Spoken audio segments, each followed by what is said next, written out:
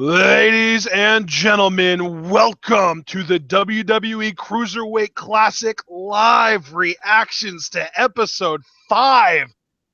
We are beginning round 2, and I believe if they keep up the formula, we are going to get 4 second-round matches tonight. And John, I know you're excited about this. Maybe not quite as much as I am, but probably around the same level. What would you say?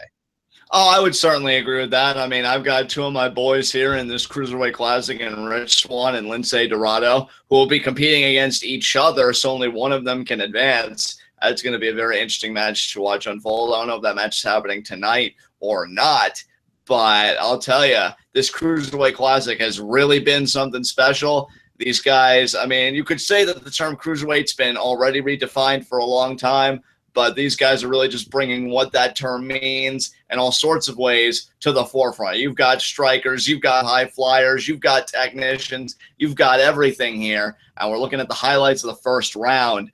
And I'll tell you, the real standouts, I mean, Zack Sabre Jr., Kota Ibushi, TJ Perkins, I think really set the world on fire. Lince Dorado, I hadn't seen in years, definitely has a pep in his step. Swann, who apparently before this had a shoulder injury, which I was unaware of. You know, a lot of great stories here going into round 2 of the Cruiserweight Classic. Yeah, and this is round 2, which means we're down to 16 competitors, which means only 8 matches in this round, which means only 2 episodes in this round. So we are going to get these 4 matches this week and then 4 matches next week, I'm guessing, again, if they just kind of keep up the formula. And then in 2 weeks, we're already going to begin round 3, which I guess round 3 would then be the quarterfinals, because then we would only have 8 people left. Right. And, I mean, I'll tell you, some other names I forgot. I mean, Brian Kendrick looking to really make something happen as he, you know, gets older, and he feels like this could be his last shot to really make that big impression in WWE. Cedric Alexander, who you and I were raving over in his first tournament matchup because it seemed like he had a new lease on life. Very excited for round 2, partner. Who are you really looking forward to seeing in the second round now that we've gotten past the preliminaries here? I personally, Cedric Alexander's definitely up there. Rich Swann's definitely up there. Ibushi. But to me, the guys that I'm most looking forward to seeing are the technicians. Jack Gallagher, Zack Sabre Jr., those are my boys. And I'll also toss this out there. There is a match that we are going to get to maybe tonight, maybe next week. I don't know when it'll happen, but I know it's in the second round. Johnny Gargano versus TJ Perkins is going to tear the roof down. That is going to be absolutely dynamite, as I'm very curious what our first matchup here is going to be. Again, such a great blend of styles and performers in this whole tournament. And again, for me personally and emotionally, so happy for guys like Swann who have been plying their craft for years to be on a stage like this. And you could say the exact same thing for virtually everybody in this Cruiserweight Classic now at round 2, now that the herd's kind of been thinned out a little bit. As we go to Corey Graves now, very curious, what's our first match going to be here? Well, and another maybe worthwhile point, I think, is that there was a match that was getting an insane amount of hype, and people were just raving about it at the tapings when this happened. That, of course, being Kota Ibushi versus Cedric Alexander. I don't know who wins. Thankfully, I managed to avoid that spoiler, but everything I've heard about this match has been positive, and I think that might even be our main event tonight. Oh, no, we're going to start out with this match, it looks like. There's Kota Ibushi, there's a unless they're previewing. I don't know, but we're looking at that. I think they're previewing. Right. Yeah, I think we're going to get the previews for all 4 matches, because there you see, yeah, there we're getting Tajiri versus Gran Metalik also again tonight, and then we're going to have 2 other matches. But yeah, I do think that Ibushi versus Alexander is going to be our main event, and maybe Tajiri versus Gran Metalik is going to be our first match tonight. 27 years old. That's hard to believe, given he's already been in New Japan. He's already had a run over there, and now he's doing this. Yeah, Gran Metalik, very impressive. I mean, look at this. Just graces the ropes, and a drop kick like that right on the money. I'm telling you, I think he's a guy, and you and I really loved him as Mascara Dorada in New Japan. And I think it's kind of unfortunate for him, because here you and I are on our pulpit. We're talking about TJ Perkins. We're talking about Cedric Alexander. But Gran Metalik, I mean, he's not somebody to be overlooked. He's not somebody to be ignored. He too is a human highlight reel. He too can make huge things happen. So I wouldn't be surprised if he beat Tajiri here. I'm going to be honest. Yeah. I mean, he is the kind of guy who we notice his presence. You know, he's not around in New Japan anymore. And I don't know about you, John, but personally, I kind of miss him being in those tag matches in the first half of each G1 show. And I definitely think that speaks volumes on just how good he is and how much he brings to the table. Oh, certainly. And now we're going to look at Tajiri's story. Anybody that, you know, is an ECW fan or even was like me and they got involved in the Ruthless Aggression era, Tajiri was one of the faces of the Cruiserweight division at that time. I believe he was a 5-time Cruiserweight champion, maybe even more reigns than that. And he even said, you know, his career is older than a lot of the competitors. And I think Tajiri's motivation is a lot like Brian Kendrick's. It's that, you know, I'm back in the WWE. I have a chance to really do something great all over again, to really kind of set ablaze this new generation. Kind of Shawn Michaels-esque, you know, when he came back in 2002, he's like, oh, a whole new generation of wrestling fans get to see how great I am. Tajiri may be thinking the same thing. You know, the Japanese buzzsaw may want to be looking to make his mark on this new crop of wrestling fans and make sure they never forget the name Tajiri. This is going to be a very interesting matchup here. But yeah, and Tajiri, the Japanese buzzsaw, it's really great to see him back, even though appearance-wise he may not necessarily be in as good a shape as he was back in the day when he was in WWE. I think as far as in-ring goes, he might even be better because he's more wily, he's more crafty, he's got that experience under his belt. And he even said in an interview that we just saw, I have the advantage of experience, but the disadvantage of age. And you know what? That's a soundbite for you because that encapsulates everything that Tajiri is relative to this tournament. And here is Gran Metalik, who honestly, you know, he doesn't have the experience of Tajiri, but he has the excitement. He has the wow factor, and he can move as quickly as anybody. The thing with Tajiri that I noticed in the first round match, and anybody that's been following our coverage of G1 Climax 26, first of all, thank you. Second of all, if you've ever taken note of Kushida's style, where he'll just kick arms viciously and he'll pick apart limbs, that's kind of the game plan Tajiri resorted to in round one. I'll be interested to see if he replicates that strategy here in round two. Yeah, Tajiri has gotten much more sort of cerebral in his approach, and it's going to be interesting to see how that plays off of Gran Metalik's high-flying lucha style. Certainly, I think it's a fascinating contrast to behold as the referee now just giving the one of both guys, you know, I want a clean bout here, shake on it. And Gran Metalik, you know, does show respect to Tajiri, and there's the break. And two guys that spent some time in Japan. Obviously, Tajiri spent more time in Japan, but both of these guys have Japan, and I think maybe even specifically New Japan experience. I don't know how much time Tajiri spent in New Japan, but we both know Gran Metalik was there.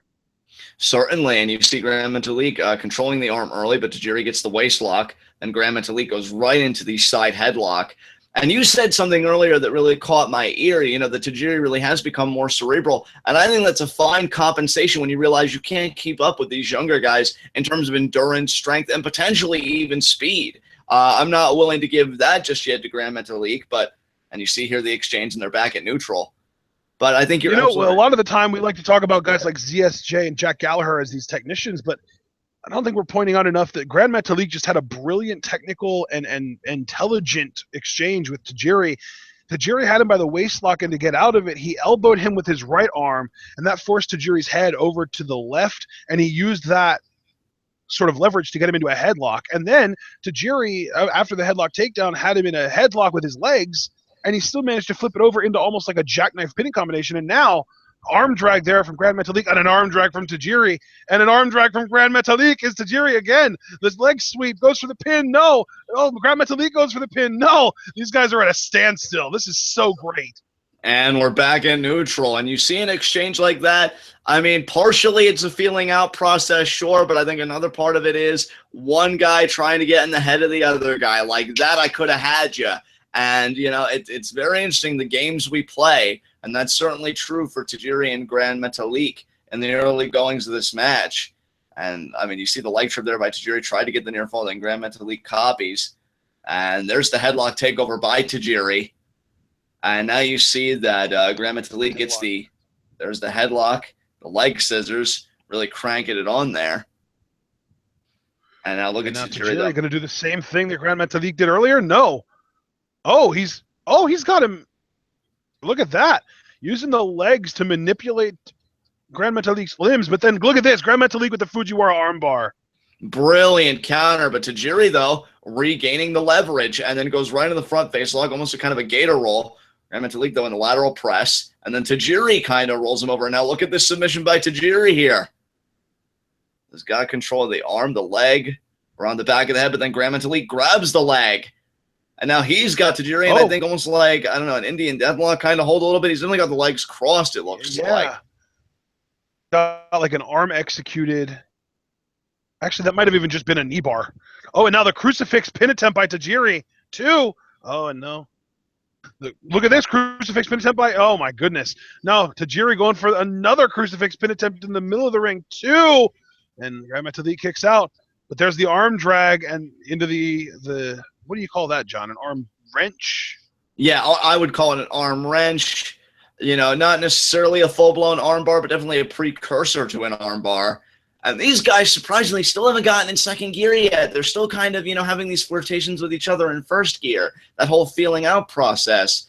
I don't know if it's necessarily conservatism being exhibited by either guy, you know, wanting to really be cautious, or if it's just they're really enjoying this game they're playing. And there's Tajiri, though. This could be the start of second gear. These knife edge chops here by Tajiri.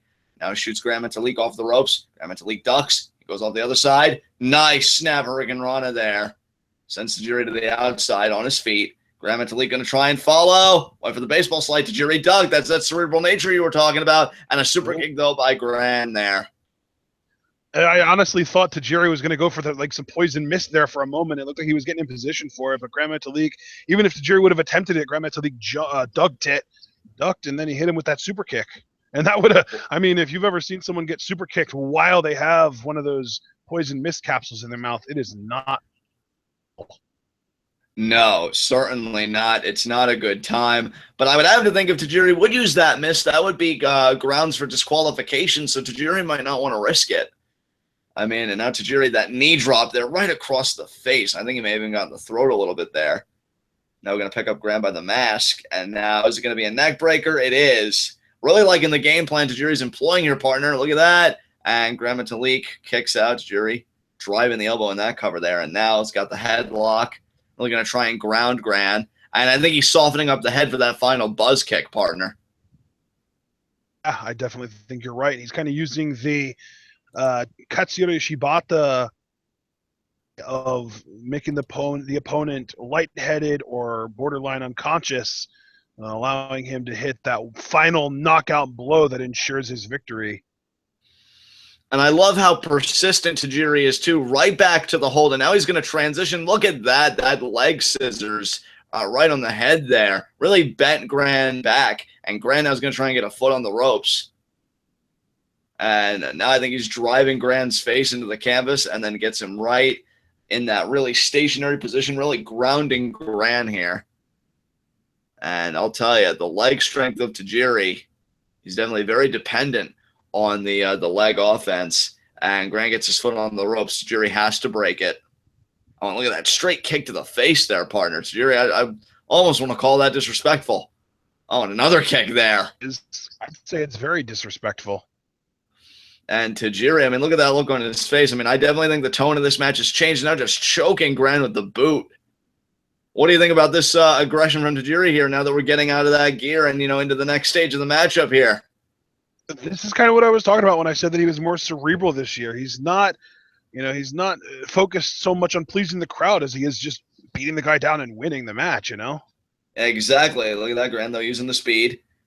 Nice. I think that was a Gamangiri there. And now Gran off the top rope. There's the drop kick to Tajiri. Tajiri out to the floor. And now Gran going to go to the top rope. What do you think he's going to go for here, partner? Is he going to walk across the ropes and do a moonsault maybe? Or just, oh, nice senton bomb. Beautifully done. He walked the ropes partially to do it, so good call there. And I'll tell you, that's what I'm talking about when I say Gran has that repertoire that just pops, amazes, and excites whereas Tajiri, he's more ground, more all kick you in the mouth if it means getting a 3 count. As you see the replay again, that was beautifully executed by Gran. But the problem is they're both on the outside. Gran only now gets Tajiri back on the inside. And, that gives Tajiri time to recuperate. You're probably not going to get a pinfall victory off a move like that. And Tajiri there had great presence of mind, kicking Gran right in the head. Now, looks like he's setting up for a buzzsaw kick. No, he got caught. Dragon screw leg whip. Well, somebody's a New Japan fan because that had shades of Tanahashi all over it, did Gran's Dragon He there. probably worked with Tanahashi, John. How many of those tag matches was he in with Tanahashi last year at G1? Certainly true. There's the elbow drop, and Tajiri kicks out. That was a huge elbow drop. And the crazy thing is he started on the top turnbuckle, walked towards the middle of the rope itself on the rope, and used it as a springboard for that elbow drop. This guy has incredible balance, and he's an incredible athlete. Certainly, and now nice back elbow springboard there. Back elbow. 2, and Tajiri kicks out. Yeah, Gran a little bit frustrated. Can't believe that didn't get the damage done. But, Gran's got to regroup. I wonder what he has to say. I mean, remember, he used that Samoan driver in round 1 to put his opponent away. He may be thinking the same here. He just made a gesture. Yes, he is. Fireman's carry. Tajiri, though, slides out the waist lock. Gran with the back elbows. And now Gran, what's he thinking about? Now he has a waist lock, but Tajiri with the back elbows. Oh, and there was the nice, almost like a super kick there. Almost a Marufuji-esque roundhouse super kick. And yeah, I think agree. Tajiri might be warming up. He might be getting ready to put this thing away. He very well might look be. In his eye. He does, and I'll tell you, one buzzsaw kick, I don't care who you are, you count to 100, it's over. And Tajiri now, is he going to yes, he is. Gran's in the tree of woe. You know what, though?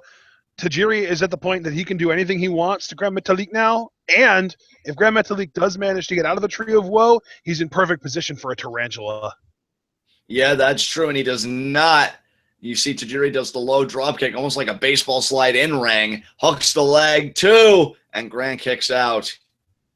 He is staying in it. It is Mexico versus Japan here, and Tajiri a little bit shy, but I'll tell you, I wonder if he really milked that tree of woe for all it was worth, because that's one of the most precarious positions you could find yourself in. And there's another just hard kick by Tajiri. And Gran, though, gets the boot up on the top rope. Oh, it's a power bomb. What a counter. And Gran, though, still kicks out.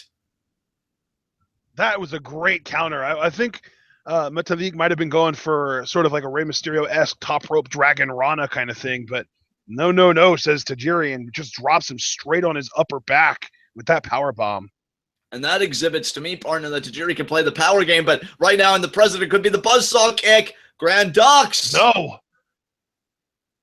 Oh, but the sunset flip. Oh. Whoa, wow. What is this? This is like a crucifix triangle almost. Yeah, he has got Gran trapped. But look at Gran, how resourceful, using his free legs to try and kick off. Oh, but Tajiri adds the torque. Gran's still trying to fight out with his legs. That is so smart on Gran Metalik's part. Like that, so yeah, I can't believe. I love Gran Metalik. He's so good. He's so good. And Tajiri, that was a very innovative offensive maneuver, almost a crucifix triangle modification on a Koji clutch. I don't know what to call it, but that was awesome. And Tajiri, yeah, again with the upper hand, went for the buzzsaw kick there. Now Gran Metalik. Oh, look at that Samoan driver. Is that going to be it? 1, I think it is. 2, 3. That's it. Gran Metalik defeats former WWE superstar Tajiri in the second round of the CWC. And John, you'll notice both of the big-time former WWE superstars won in the first round. This really leaves it up to Brian Kendrick to maintain that prestige. Certainly, and partner, I mean, let's give Gran Metalik some credit, because not only did he defeat a former WWE superstar, that former WWE superstar is a multi-time Cruiserweight champion. I mean, this was a huge victory for Gran Metalik here. And I'll tell you, it was a competitive bout to start the Cruiserweight Classic. You really saw the contrast of styles on display here, and Gran's resiliency and his resourcefulness. And here you see that Samoan driver does the damage again. He beats Tajiri. Huge win for Metalik here in round 2. He moves on now to round 3. That's huge for the young man. Yeah, that was a huge win for Gran Metalik, and I think I actually did read news that he might actually have been signed to a WWE contract. So if that's the case, clearly they see a lot of him as a cruiserweight, maybe even giving him an opportunity at the Cruiserweight Championship, depending on how far he gets in this tournament. But this was a great showing from both men, and Gran Metalik really did kind of steal the show in that match, didn't he? Oh, he certainly did, and Tajiri now extending his hand out, and there's the show of respect. Hey, Tajiri realizes, hey, I'm a part of the old guard. I tried to be cerebral. I tried to do all that work. And, hey, Tajiri was no slouch in that match. He could still go with the best of them. I thought Tajiri's performance was brilliant. Gran was just better on this night. Yeah, that was a really fun match. And you see Gran there saying, like, I advance. I'm moving on. And yet still to come, guys, this match should be huge. Yes. Kota Ibushi versus, I mean, don't sue me, Matt Seidel, but reborn Cedric Alexander, because I'll tell you, this guy has got a breath of life in him, and he is better than ever right now. Kota Ibushi better watch himself. Yeah, Cedric Alexander being motivated and you know, really hitting the weight room and dropping some of the fat weight that he had on him. And it wasn't a lot. It was just too much for him to be under 205 pounds. And getting under 205 pounds has done wonders for his physique. He looks great. He looks to be in the best shape he's been in years. And his first match really showed that. He had an amazing first match. And now up next, are we seriously about to get this match next? Or is this going to be the main event and they're still building it? Because it seems like it might be next. I think we're getting this match next, and for all we know, it could be the main event. I mean, that first match went on for quite some time, partner. This match may go the remainder of the show. And I'll tell you. And that would be insanity. That would be absolute insanity if we got – but I think there is a 20-minute time limit, so I don't think that can happen. You're right, but then again, I mean, you do have to account for entrances and everything else. This match could take up the rest of the show. We'll see. But – I mean, regardless, if anybody can push Kota Ibushi, who in my mind is an absolute phenom for the cruiserweights, but if anybody can push him to his limit, I think it is Cedric Alexander. This kid is something special, and I know that gets thrown around a lot, especially by every new mother in the world. Oh, my child's so special. Oh, this person's so special. But you look at the work that Cedric has done to get here, and I don't think special. If anything, I think special is underselling it personally. I think the world of this young man, and I think he's really going to set the world on fire tonight. Absolutely. And also with Cedric, that opponent that he had in the first round, Clement Petio, he was not a pushover. That was a really, really talented performer.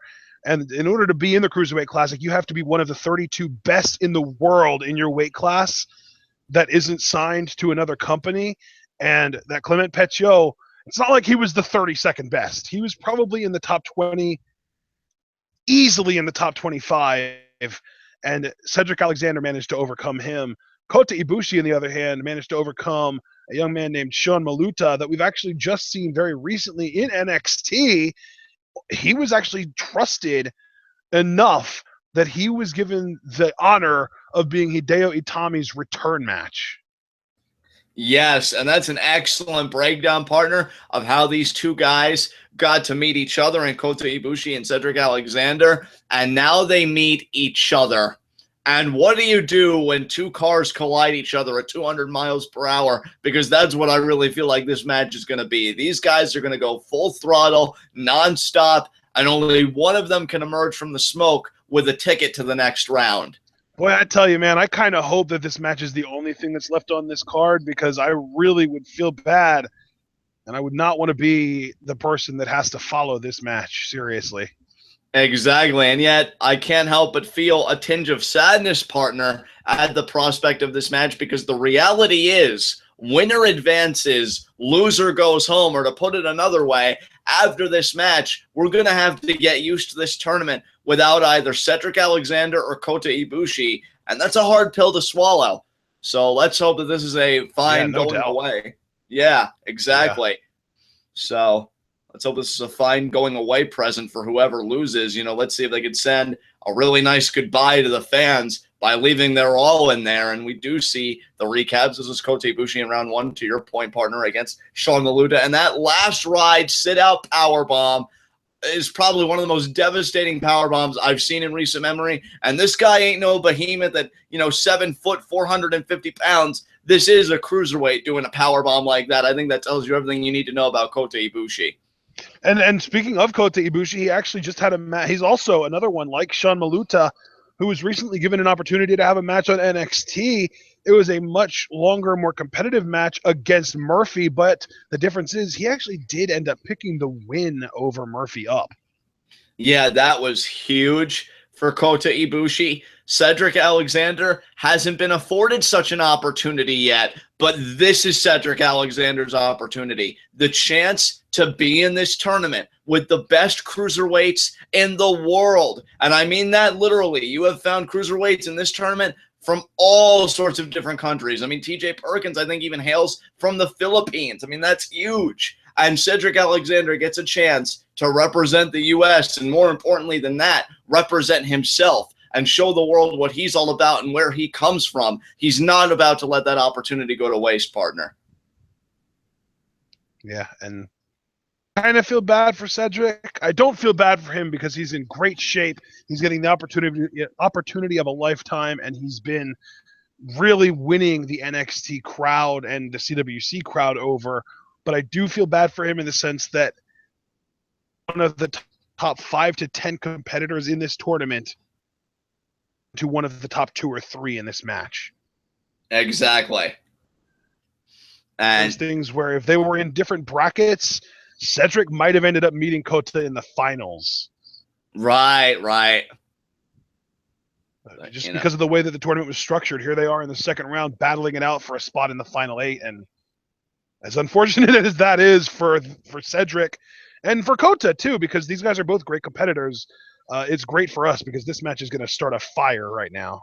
And you know something? I bet you Cedric is grateful for the existence of guys like you and me. Guys that are like, oh, poor Cedric, because Kota's the phenom, as I've called him, and you already laid out how credible the young man is. And, Cedric's not only thinking, well, I'm going to show everybody. I'm going to show everybody not to feel bad for me. They will be feeling bad for Kota when this is over because I'm picking up that win. As you see him working over the arm of Kota, which I think is smart early on, because we know how Kota likes to finish with that power bomb. You could take that game away from him, but Kota right on the side headlock and then the headlock takeover. Again, we're in might first. Actually be a first ever match now that I think about it. I don't think that they've ever had. I don't think these guys have ever faced before.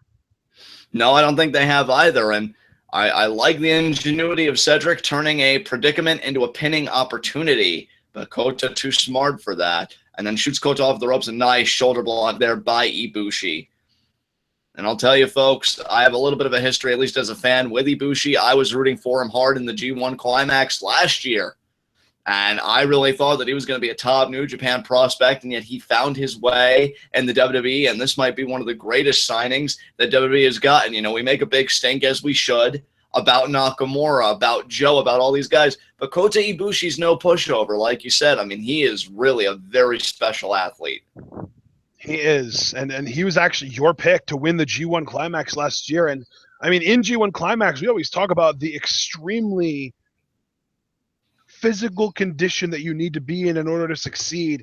And he didn't win all of the matches, but I think he went 5-4 last year, maybe 4-5. He was right in the middle of the pack. But to be in the middle of that pack, of the G1 Climax pack, makes you one of the most elite athletes in the world of pro wrestling today.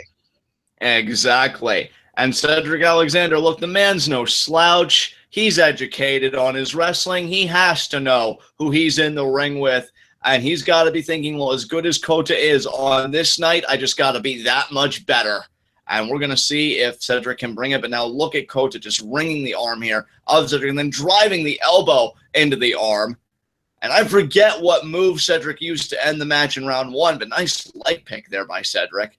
But I think it was arm-based. So it might have even been that kind of like end of heartache-esque backbreaker. And a nice arm drag there by Kota Ibushi.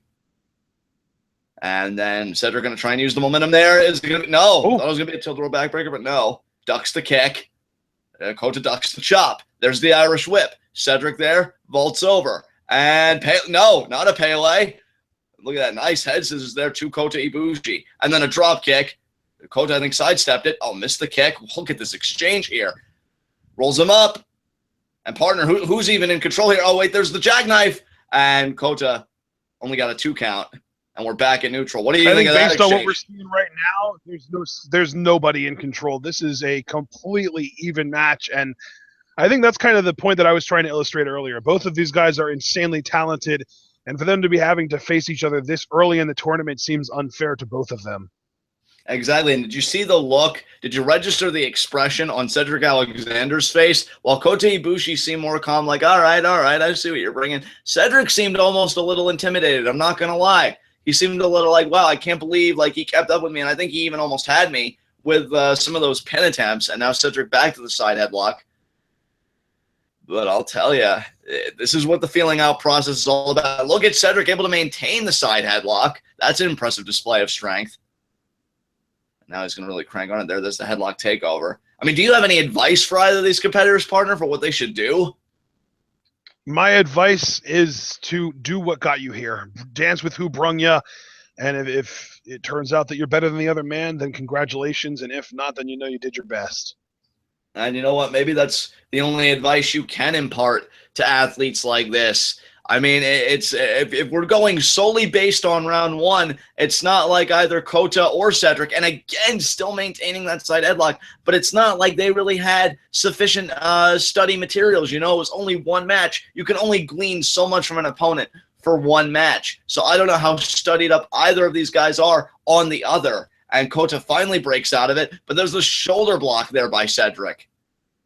And now Cedric is keeping up with Kota. He's really going pace for pace, step for step, and now waist lock Kota with the go behind, and now Cedric with the back elbow. Man, that was a hard back elbow. That really rocked Kota. He's used to getting hit hard, and for him to be stunned that much. Oh, but there's a hard shoot kick to the chest. Kota Ibushi throws some of the stiffest kicks in wrestling today, and arguably ever. Yeah, and Cedric Alexander can attest to that after that experience. Holy crap, what a kick by Ibushi. As we're going to take another look at it here. Bam, right to the chest. God, yeah, that was insanity.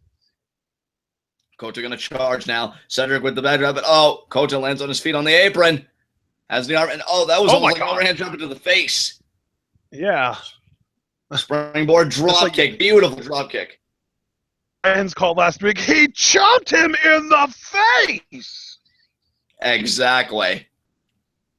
And now Kota, could it be that triangle moonsault? I think he's going to go over the corner. He's going to go over the corner. No, he's not. Triangle moonsault. No. Oh, Cedric Alexander over the top rope. Tomiko over the top. And well, actually, I think that variation is called a tope con giro by Cedric Alexander. Now he's going to pick up Kota Ibushi. He's going to put him back in the ring. And now Cedric... So what's the difference between what that was and what Okada does from the apron into the ring? That's a tope Tomiko, so why was that wrong? Yeah, I think it's all in the form. And I don't even really know how to articulate it beyond that. But back in the ring here, Cedric could be doing that springboard lariat, and he got it. Wow, that turned Kota Ibushi inside out and goes for the pin. 1, 2. Ibushi kicks out. And I'll tell you, that was one of the big match changers in round one for Cedric. But Kota kicks out at 2 there.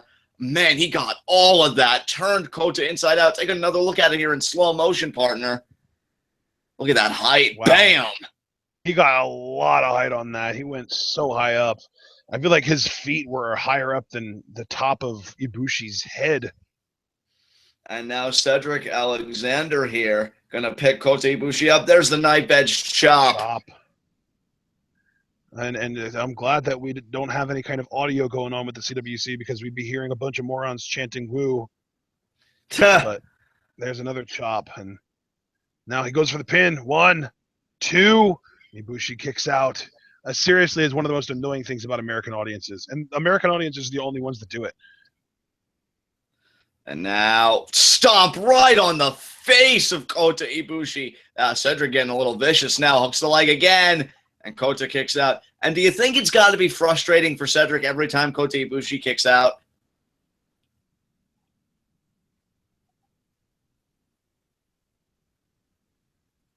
And now Kota, nice forearm there. Another forearm. Spinning back kick there to Cedric's midsection. Cedric caught the leg and the overhand chop there. Wow, yeah. Cedric's chops, I mean, they're hurt. They're clearly, he's throwing him so hard, he's hurting his own hand, but I guess that's what it takes to put Ibushi down, and they're only a 2 count, but Cedric, man, he's putting it all on the line right now. Absolutely. As you see again there, damn, that overhand chop. And now Cedric. I'll tell you, Cedric's been surprisingly dominant. Not saying that Kota's been completely punked out, because he hasn't been, but I didn't expect Cedric to hold his own to this degree against Kota Ibushi. Yeah, I'm surprised at how well Cedric has been doing as far as just offensively. And really, like, it's just hard to believe that some of his strikes are doing as much damage to Ibushi as they are, because we've seen Ibushi get kicked by Nakamura and Shibata and all those guys. And yet, even despite having that experience, Cedric, and that was a beautiful drop kick by Ibushi, but even despite having that experience, Cedric's strikes are still knocking Ibushi back big time. Exactly. And I'll tell you what, the referee now begins to count. Both these men are down, but Ibushi, I think, is stirring just a little bit more than Cedric is. And he's going to regain vertical before Cedric. That could be telling here. Cedric going to try and find out what a forearm there by Cedric. But then Kota with a forearm of his own. And another forearm there by Cedric. Oh, back and forth. And now Ibushi with the return. And now Cedric goes for the return, but Ibushi with the strike series. He hit him a few body blows, and then I think a left hook, a right hook, and a back fist with a kick combo. And there you see the spiral corkscrew moonsault, right, John? Yeah, that's exactly right, partner. And it only got a 2, and you see the look on Kota Ibushi's face. That tells a better story than I ever could. And then the look on Cedric Alexander's face tells just as compelling a story. Absolutely. I think he's grateful to have kicked out of that. Double boots there. Kota charging head on. He shouldn't have done that. And but Cedric missing the lariat. And what a suplex there. Wow. That imploding T-bone suplex was just savage. I think he just drove Cedric into the canvas, and now the triangle moonsault again. Kota thinking about it, and he got it there. He hits it this time. Wow. Ibushi's athleticism is so top-notch, really. Exactly, and Cedric's getting an education in it firsthand. And I'll tell you, Cedric has been given one hell of a fight, and he's nowhere near out of this match. But when you hit a moonsault like that, as Kota Ibushi did to Cedric just now, that changes the complexion of this match. And I'd have to say now momentum is fully in the court of Kota Ibushi, as we see here again. What a beautiful moonsault. And normally he goes to the outside and jumps off of the middle turnbuckle attachment to the ring post. There, he went straight to the top rope to do that. And now the 1-2 near fall. And Ibushi, and also I want to point out, we are almost 14 minutes into this match. There are 20-minute time limits that we have to worry about. Indeed we do, and you see Cedric there buckling. He's buckling. He doesn't want to give Kota that power bomb. Kota was thinking about it. Cedric slams that mission. Holy crap! 2. Oh, and Kota kicks out. Wow, that was a devastating Michinoku driver. Holy crap. And Cedric, his eyes almost pleading with the referee. Please, please tell me that was a 3 count. Oh, and now Cedric measuring his man here. What is he setting up here for, though? And is he going to hit it, or will Ibushi have it scouted and get out of the way? Charge. Oh, Ibushi got out of the way, but Cedric didn't even hit hard. European uppercut there from Cedric. Chop from Ibushi. Is Ibushi going to go for this top rope Rana that he sometimes does, or a superplex maybe? I'm thinking Rana, partner, or does Cedric have a counter? He does have a counter. He landed on his feet. Oh, what a straight shot to Ibushi. Oh, the Pele. Oh, my God. And Cedric is staggering. Yeah, that Pele was, like, I feel like I just want to see a widescreen shot in slow motion of Kota Ibushi's Pele kick, because he gets so much height from a standing position. It almost seems superhuman. And now the power bomb. Oh, is he going to hit this? No, he got out of it. Oh, and there's the Inzaguri in the corner. He's bringing him out. Brainbuster. Oh, Brainbuster. Holy crap. 2. No. Oh, and Ibushi kicks out. Oh, but the roundhouse kick there goes for the pin again. 1, 2. Oh, and Ibushi kicks out of that as well. And Cedric is just begging, like, come on, man. He doesn't know what else he can do. He thinks he should have had it done by now. He looks like he's ready to cry. I don't blame Cedric. This is a huge opportunity. He thought he had it. You got to go for that backbreaker, Cedric. Oh, my goodness. Kota Ibushi is as tough as they come. That brainbuster and then that kick straight to the head. Kota's still in it. I think he thought he had it there. Is Cedric maybe going to go up top and try something high risk? I don't advise that. I would have no, wait, what is Cedric thinking about? Oh, he's right back in the ring. Oh, he's setting Ibushi up. He's going to do the one spring to the top thing, maybe a moonsault, maybe a phoenix. He might, oh, no, he's going to the outside properly. I think he's got a 450. He might go for that. He might be thinking 450 here. Is he going to hit it? Splash. I'm not sure. I don't know. And no, he was thinking, through. Oh, dude, I think he was going for a double stomp, but Ibushi got out of the way. Oh, and the snap German suplex there from Ibushi. Oh, and then the buzzsaw style shoe kick to the side of the head. And now for the third time. High impact Gamagiri, and yeah, this is going to be it. The last ride power bomb. He's got him up, and he's got him down, and that's going to be it. Cedric Alexander, giving you around, and hopefully you get signed, brother. That was an excellent match. Absolutely. What an astounding effort for Cedric Alexander, but in the end, Kota Ibushi advances. What a match for that young man, and what a match for Cedric Alexander. We had... And, John, we only have 5 minutes left in this show, so I'm guessing that does mean, in fact, that those were the only 2 matches we were going to get on this show. That's surprising. That's surprising, but I love how much time both matches got, and that main event was spectacular. Kota Ibushi just put his stamp on the Cruiserweight Classic. He moves on to the next round. Yeah, Ibushi, it's like I said earlier, is a top 10, maybe even top 5 competitor in this tournament. But the problem is he ran into a top 2 or 3 competitor in Ibushi tonight, and I kind of predicted that very early on in the show, and it played out exactly as I predicted. Right. I'll tell you what, though, Cedric, he gave one hell of a fight. He didn't go quietly by any means. And I'll tell you, it was one hell of a performance, but in the end, Kota Ibushi was just too much for Cedric Alexander. Here's the brainbuster again, just brutal, falls right into the cover. And even that, Kota Ibushi was not to be deterred. And Cedric, he gave everything, man. He gave absolutely everything. Kota was just better on this night, and that happens. That happens. And, yeah, here we see Snap German. What were we going to say, partner? I was just thinking, I wonder if Cedric maybe wants to innovate a new finisher if what he's doing isn't putting guys like Ibushi away. Maybe he does. And look at that. That sit-out, powerbomb, last ride style does the damage, gets the win. What a match. I almost feel bad for Ibushi, though, because the way that he just beat Cedric Alexander and the crowd being as behind Alexander as they are, I hope the crowd doesn't feel any kind of animosity towards Ibushi for eliminating Cedric from the tournament, because he was really quickly becoming a fan favorite. People really loved Cedric.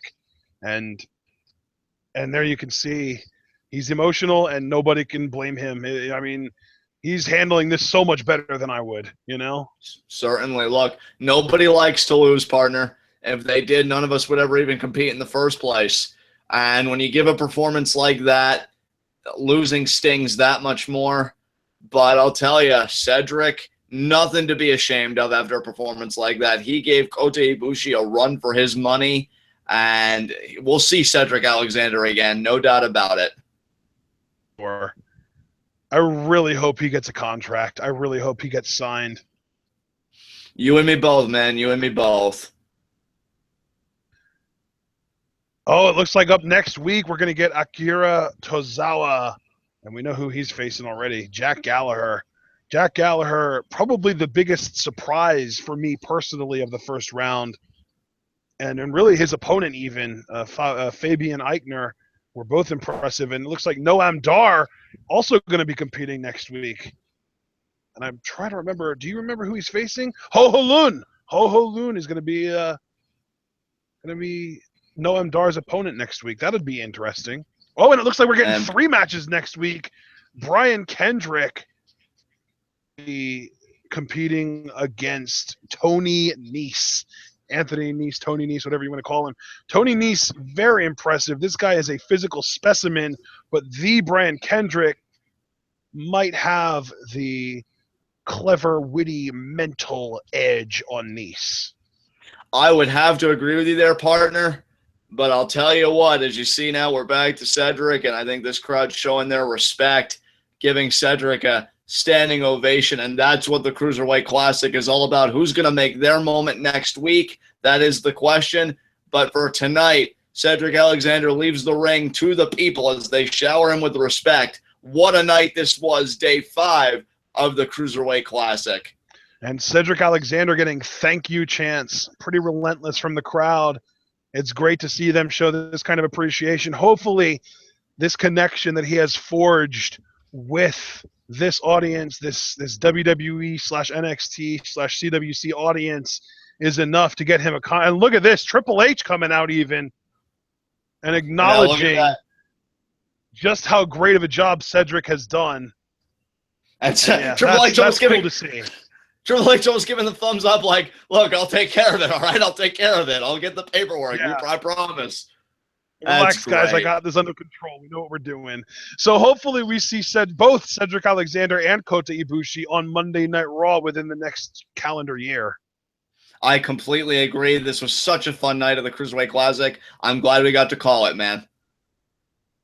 Absolutely. So that's going to be it for this, ladies and gentlemen. We're going to close things out here. We've got a big G1 day coming up on Friday. We're going to try to possibly do something live with that. We'll see how things turn out. But otherwise, you know what to do as far as Friday G1, be there or be square.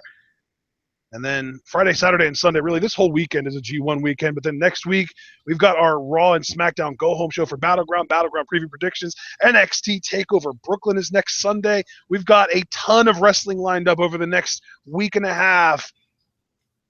Be sure that you stay tuned.